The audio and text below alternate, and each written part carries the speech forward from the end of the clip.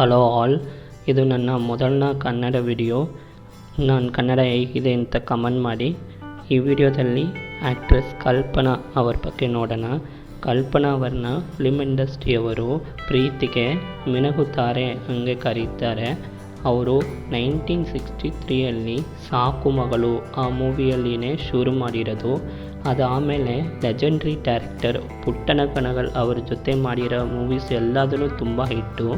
ಅದರಲ್ಲಿ ಸರಪಂಚರ ಮೂವಿಯಲ್ಲಿ ಕ್ಲೈಮ್ಯಾಕ್ಸಿನಲ್ಲಿ ಅವರು ಆ್ಯಕ್ಟ್ ಮಾಡಿರೋದು ಒಂದು ಸಾಕು, ಅವರು ಎಷ್ಟು ಒಳ್ಳೆಯ ಆ್ಯಕ್ಟ್ರೆಸ್ ಅಂತ ಗೊತ್ತಾಗುತ್ತೆ.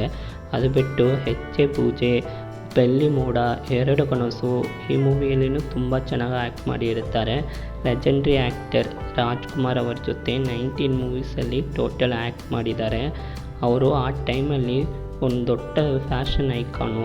ಅವರು ಬ್ಲೌಸು, ಸ್ಯಾರೀಸು, ಹೇರ್ ಸ್ಟೈಲು ಎಲ್ಲದೂ ತುಂಬ ಹಿಟ್ಟು. ಆಮೇಲೆ ಅವ್ರಿಗೆ ಪುಟ್ಟಣ್ಣ ಕಣಗಾಲ್ ಅವ್ರ ಜೊತೆ ಮಿಸ್ಅಂಡರ್ಸ್ಟ್ಯಾಂಡಿಂಗ್ ಆಮೇಲೆ ಬೇರೆ ಡೈರೆಕ್ಟರ್ ಜೊತೆ ವರ್ಕ್ ಮಾಡಿದ್ದಾರೆ. ಆಮೇಲೆ ಮೂವೀಸು ಅಷ್ಟೊಂದು ಕೈ ಕೊಟ್ಟಿಲ್ಲ. ಫೈನಲ್ ಆಗಿ 1979ನಲ್ಲಿ ತುಂಬ ಡಿಪ್ರೆಷನ್ ಹೋಗ್ಬಿಟ್ಟು ಅವರು ಸ್ಲೀಪಿಂಗ್ ಪಿಲ್ಸ್ ತಗೊಂಡು ಸೂಸೈಡ್ ಮಾಡ್ಕೊಂಡಿದ್ದಾರೆ. Thank you all.